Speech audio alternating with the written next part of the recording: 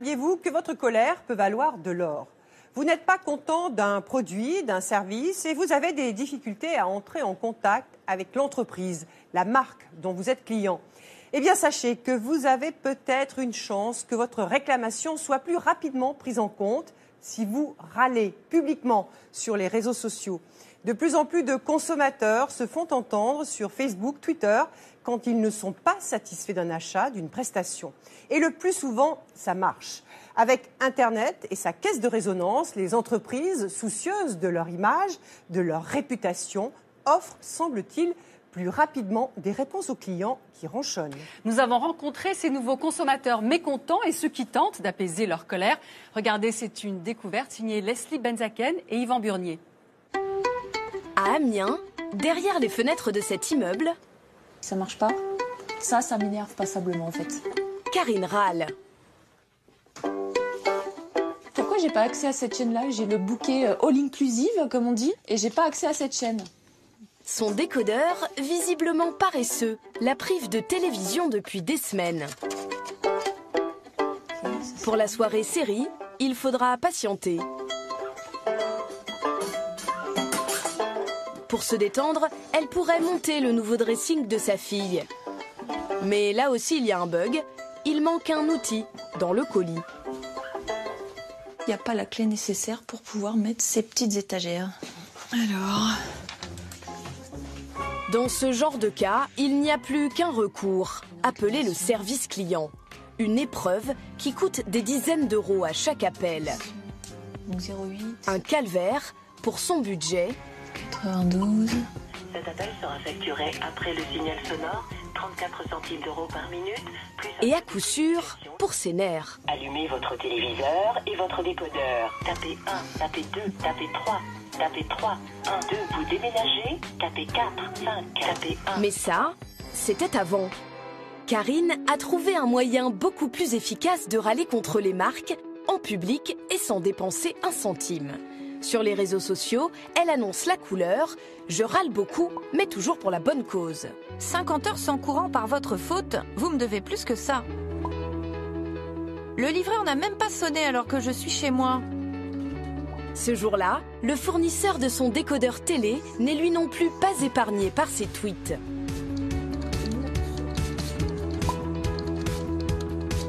« 30 minutes pour allumer, c'est trop. Une solution ou je résilie. » Donc là, vous menacez carrément de résilier et le message est public.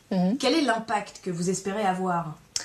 J'espère avoir une réaction rapide, une réponse rapide et une solution rapide. 2 heures plus tard, le fournisseur répond sur Twitter et règle le problème technique. Commencez par une réinstallation et une mise à jour. J'attends votre réponse. Toutes les explications qu'on m'a données via Twitter... manipulation m'ont permis de tout remettre, on va dire, à jour. Et ça a fonctionné instantanément. Je râle sur Internet, donc je suis entendue. La technique séduit de plus en plus de consommateurs. Et les râleurs se multiplient. Des commentaires qui peuvent provoquer ce que redoutent le plus les marques, une crise de réputation, un bad buzz. De l'autre côté de l'écran, une armée de conseillers chargés de répondre en temps réel aux réclamations. Comment les entreprises sont-elles équipées pour faire face aux râleurs? Comment défendent-elles leur marque sur les réseaux sociaux?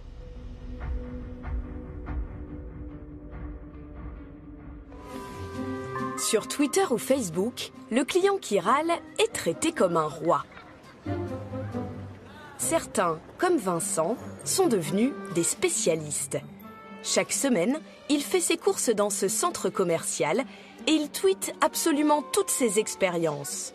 Là, il apprend que son supermarché ferme désormais à 21h30 au lieu de 22h. Du coup, là, ça fait une demi-heure de course en moins. Donc, du coup, effectivement, ouais, c'était l'heure à laquelle j'aimais bien venir faire mes courses. Et là, je vais tweeter juste un petit tweet rigolo, ouh, c'est pas bien, en joignant la photo. Un peu plus loin, Vincent va mettre la pression sur une enseigne qui traîne à réparer son autocuiseur. Tu sais, j'ai envoyé un mail au support de la marque il y a quasiment 2 mois. J'ai pas eu de réponse par mail, donc je vais les relancer sur les réseaux sociaux. Peut-être que ça va marcher.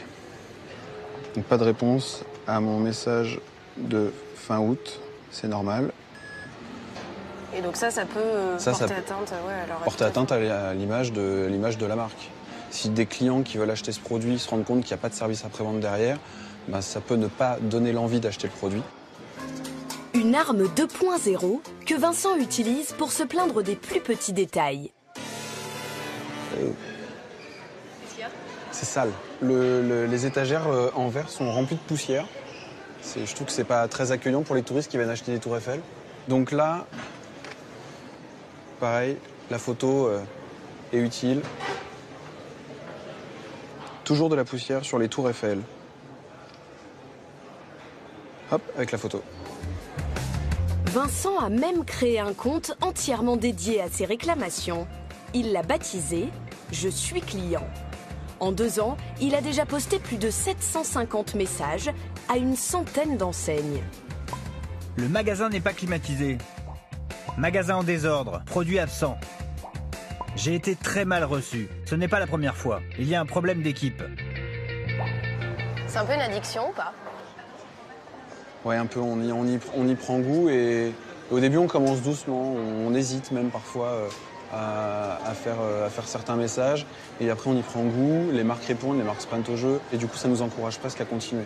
En échange, Vincent ne réclame aucun geste commercial ni aucun avantage. Mais alors, une question se pose. Pourquoi vous faites tout ça au final? C'est quoi l'intérêt? L'intérêt, c'est d'avoir des réponses rapidement, d'alerter les marques sur des problèmes qu'il peut y avoir dans le magasin ou sur des promotions qui sont intéressantes et pourquoi pas les inciter à recommencer. Mon but, c'est vraiment de la communication directe et spontanée avec les enseignes. Au final, j'ai créé des liens avec certaines personnes qui me répondent, qui sont derrière les écrans et c'est plutôt rigolo et du coup, ça donne une bonne image de la marque et c'est vraiment sympathique de se sentir considéré comme un client et en plus d'avoir un interlocuteur qui est rigolo. Justement, il vient de recevoir une réponse au sujet des tours Eiffel poussiéreuses. Oui, mais c'est de la poussière made in France dont les touristes sont très friands. Je préviens le chef de rayon. Mais qui est de l'autre côté de l'écran? Ceux qui répondent aux consommateurs comme Vincent portent un nom, les community managers, les représentants des marques sur les réseaux sociaux. Sébastien est l'un d'entre eux. Au petit déjeuner, c'est café dans une main et réseaux sociaux dans l'autre. 2 téléphones, pourquoi?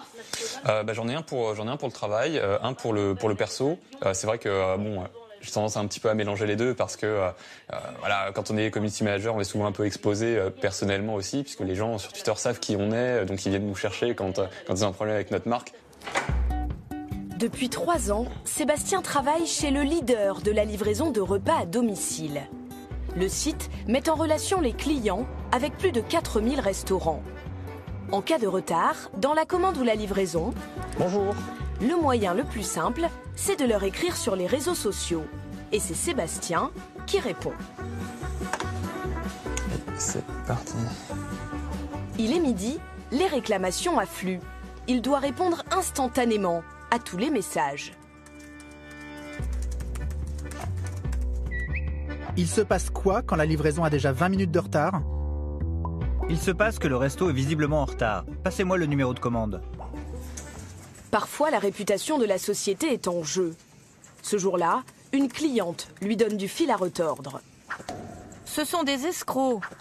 J'ai été livrée en 1h30. J'ai été malade. J'ai prévenu la répression des fraudes. Je vois que c'est quelqu'un qui est prompt à crier au loup. Donc, comment je vais lui dire qu'on n'est pas le loup, justement? C'est en lui expliquant. C'est en étant dans la pédagogie, c'est en étant dans l'écoute, c'est en prenant le temps avec lui. Nous avons besoin du numéro de la commande. Sans cela, difficile pour nous de vous apporter une réponse ou un éventuel dédommagement.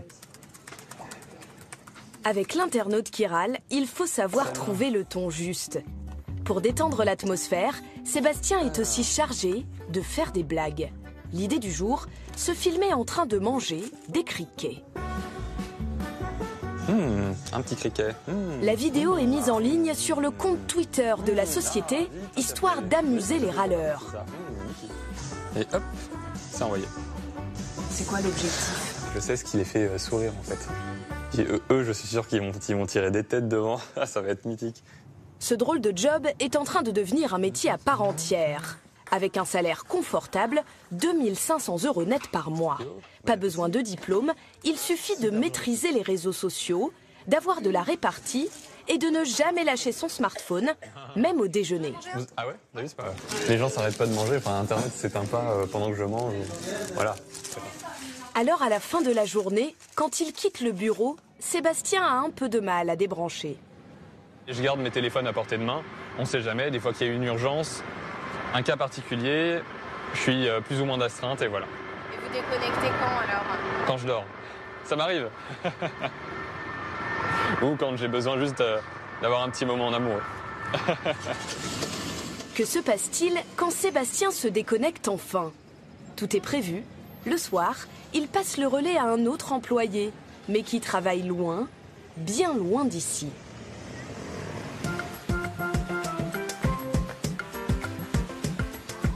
En plein cœur de l'océan Indien, à 10 000 km de la France, sous les cocotiers de l'île Maurice, Didier s'apprête à prendre la relève de Sébastien. Il parle parfaitement le français, comme 80% des habitants. Mon père est français, ma mère est mauricienne. Donc j'ai pu bénéficier de la bourse pour aller dans une école française à l'île Maurice. Je pense que c'est ce qui m'a aidé à avoir un bon français.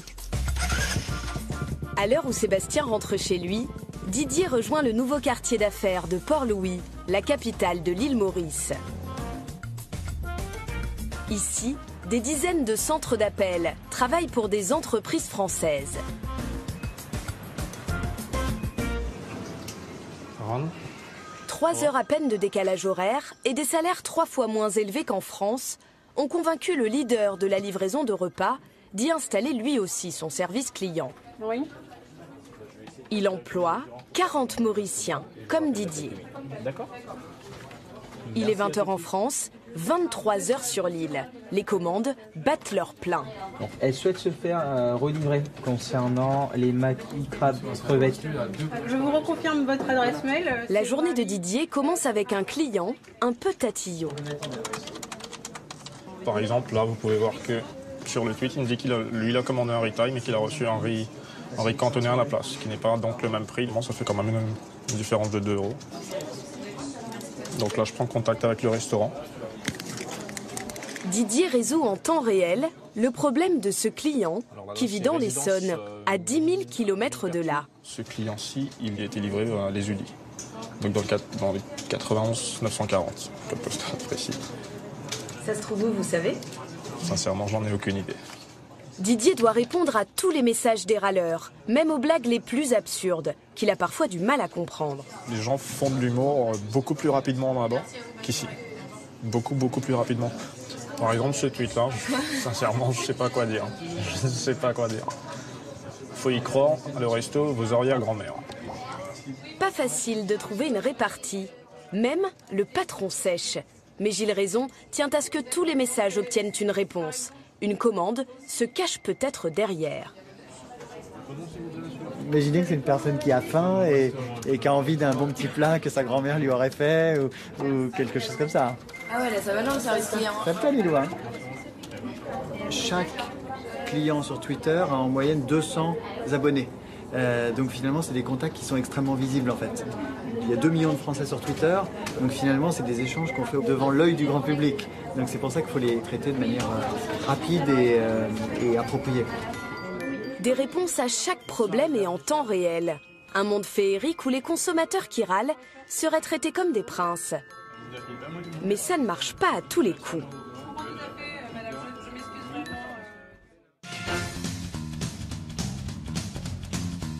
À Saint-Hilaire-de-Loulay, en Vendée, Olivier et sa famille ont un sérieux problème de canapé.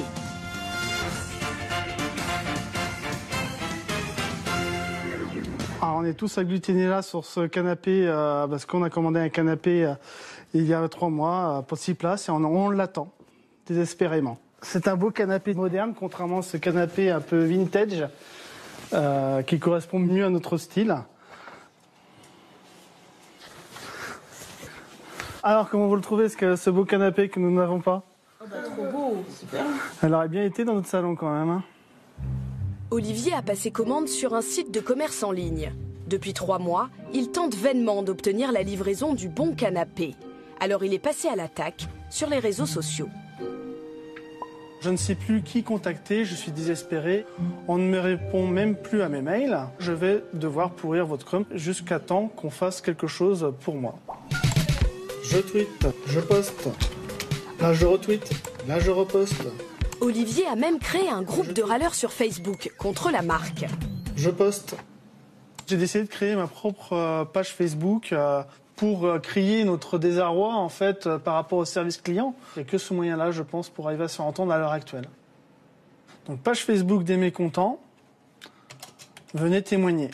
Et il va même jusqu'à poster le lien vers son groupe de râleurs sur la page Facebook de la marque. Mais surprise, en quelques minutes, il disparaît. Mon commentaire a été effacé en fait. S'il le faut le faire toutes les heures, je le ferai de toute façon. Je tweete, je poste. Chaque fois qu'Olivier reposte son lien, la marque l'efface. Une véritable guerre de la com, dont les râleurs ne sortent pas toujours victorieux. C'est que les entreprises ne jouent pas toute la transparence. À Bordeaux, Stéphanie est conseillère en stratégie sur les réseaux sociaux pour de grandes marques. Elle va nous dévoiler les dessous de leurs pratiques. Certaines marques parviennent à bloquer les messages jugés menaçants pour leur e-réputation. Il suffit d'entrer des mots-clés négatifs et le commentaire qui les contient disparaît instantanément de leur page. Si on a une personne qui dit arnaque dans son commentaire, à ce moment-là, ce qui se passe, c'est que ce commentaire ne sera pas visible des gens qui ne sont pas parmi ses amis. Donc il aura l'impression de l'avoir publié, mais en réalité, ça ne sera pas visible de l'ensemble des fans de la marque, par exemple. Donc lui, il le verra. Oui. Donc il pense qu'en fait, ça y est toujours, mais en fait, ça y est pas. Exactement. Certaines enseignes vont même plus loin. Elles déterminent l'influence du consommateur sur Internet. Une note calculée en fonction du nombre d'abonnés sur Twitter et d'amis sur Facebook. Plus la note est proche de 100, plus l'internaute est influent. Donc en fonction de votre nombre d'abonnés, en fonction surtout de la popularité de vos posts, vous allez avoir un score qui va plus ou moins évoluer. En l'occurrence, moi j'ai un score de 63, Barack Obama, on n'est pas du tout au même niveau, a un score de 99. Seuls les clients les mieux notés obtiendront une réponse rapide. Exemple, avec ces 2 consommateurs qui râlent contre un site de commerce en ligne. D'un côté, un client lambda et de l'autre, une blogueuse célèbre. Elle a un score d'influence de 80. C'est énorme. Absolument. Et elle a, en l'occurrence sur Twitter, elle a 28 000 abonnés. Donc, cette personne est susceptible de propager un message négatif. La marque, ici, lui répond dans les 3 heures, traite sa requête. En revanche, ce monsieur-là, il a exactement la même requête. Il écrit pour un problème de commande et de livraison. Il a une note d'influence de 18, donc il n'est pas très influent. On lui a répondu au bout de 3 jours. En fonction de son influence, le râleur obtiendra donc satisfaction en 3 heures ou en 3 jours. La pire angoisse de la marque, c'est la crise de réputation. Une crise de réputation, appelée aussi bad buzz, quand un message s'emballe au point d'être partagé et commenté des milliers, voire des millions de fois, les effets sur la marque sont dévastateurs. Record de bad buzz, cette vidéo, réalisée par Greenpeace en 2010, qui montre un doigt de singe à la place d'une barre chocolatée. La marque est accusée d'utiliser de l'huile de palme et de détruire l'habitat des grands singes. Cette vidéo a été vue plus d'1,5 million de fois. Une crise de réputation que même de simples particuliers peuvent provoquer. Le plus étonnant, c'est que tout peut partir d'un banal sandwich comme celui de Baptiste. C'était à l'occasion d'une pause déjeuner un peu trop brève, comme c'est le cas pour beaucoup de personnes, j'imagine. Et donc je suis allé m'acheter un sandwich, ce sandwich en particulier. Et puis une fois rentré au travail et dès la première bouchée, j'ai été relativement déçu. Parce que j'ai trouvé qu'il y avait un grand décalage entre l'aspect du sandwich et le goût de ce sandwich.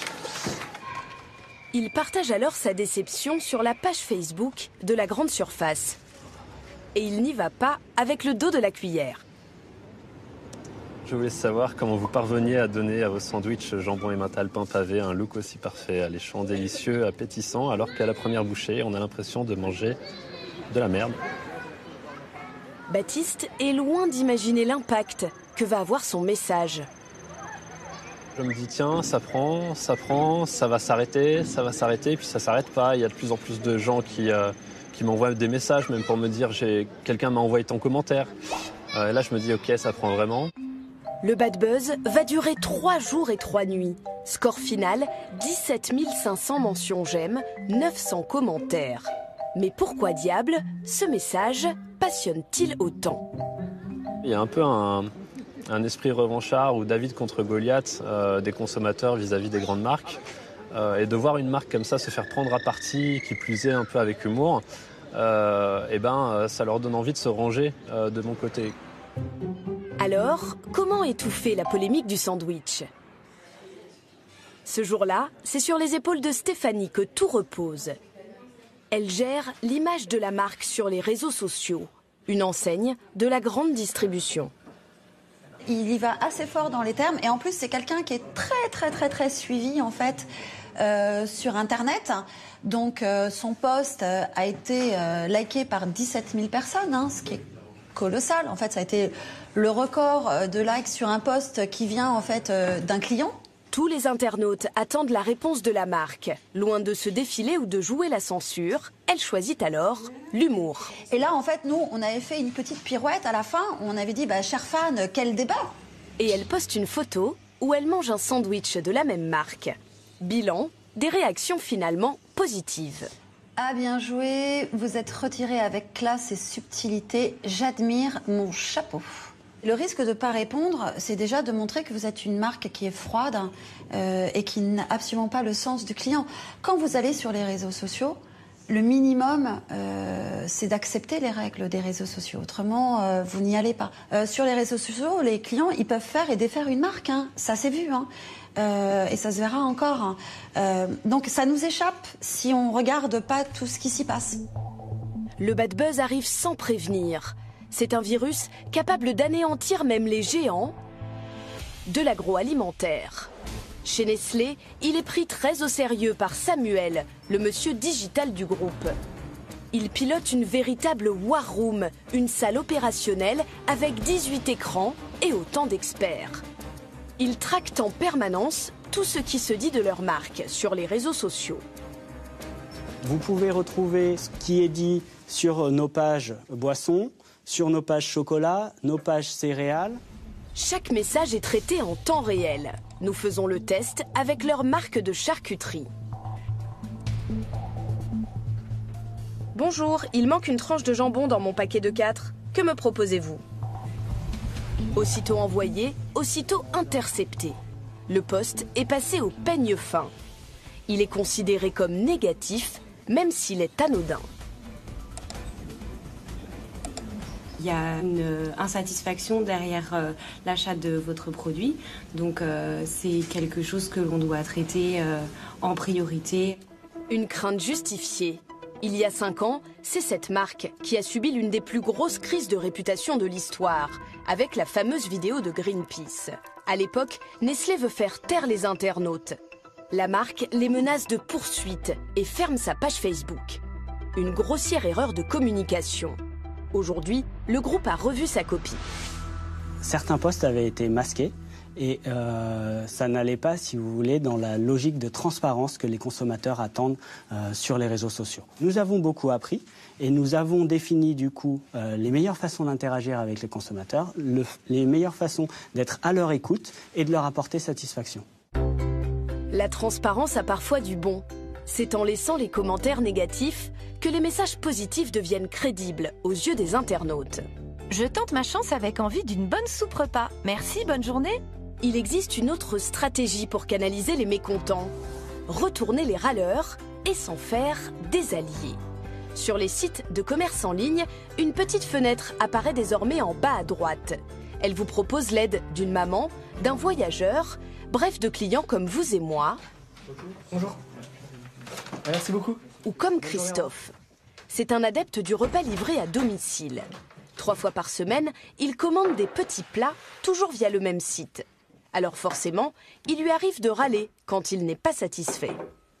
Moi, la première fois que j'ai eu un problème avec une commande, je les ai contactés via Twitter. Et j'ai eu une réaction très rapide. J'étais très content et du coup, j'ai continué à parler avec eux. En juillet dernier, l'enseigne lui fait une proposition plutôt flatteuse. Devenir ambassadeur de la marque. Et je me suis dit, pourquoi pas. Bon, c'est une expérience comme une autre, ça me coûte rien du tout. En plus, c'était les vacances, j'avais énormément de temps. Depuis, Christophe conseille les clients qui ont faim via la petite fenêtre. Avec son ami, ils passeront les 2 heures de leur pause déjeuner à répondre aux affamés. J'ai envie de merguez STP, je peux en manger où? Il me demande s'il y a des kebabs. Le client a un problème avec sa commande. Là, je lui dis d'appeler la hotline parce que c'est vraiment ce qu'il y a de plus simple. Un vrai travail de conseiller client qu'ils font gratuitement. Et alors, qu'est-ce que vous y gagnez, vous, à faire ça? Rien du tout. Le plaisir d'aider, vraiment. Le système des ambassadeurs permet d'instaurer une énorme confiance vis-à-vis du client parce qu'ils sont mis en contact avec des personnes qui sont en fait des clients comme lui. L'intérêt, c'est surtout de les pousser, de les inviter à commander. Ils vont finir par vous embaucher, non? Je ne sais pas.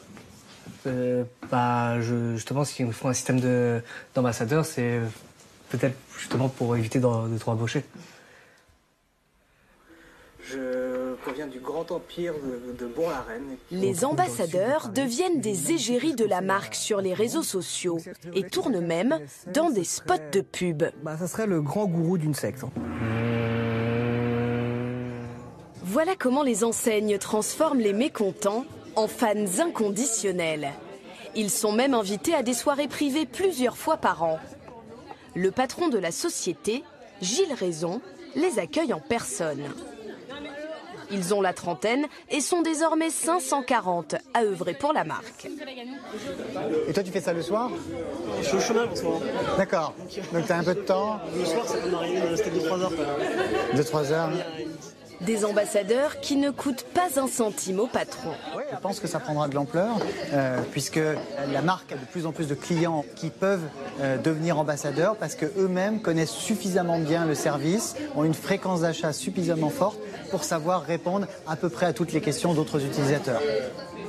Alors, avis aux râleurs, à force de vous plaindre des marques en public, vous pourriez bien finir par travailler pour elles.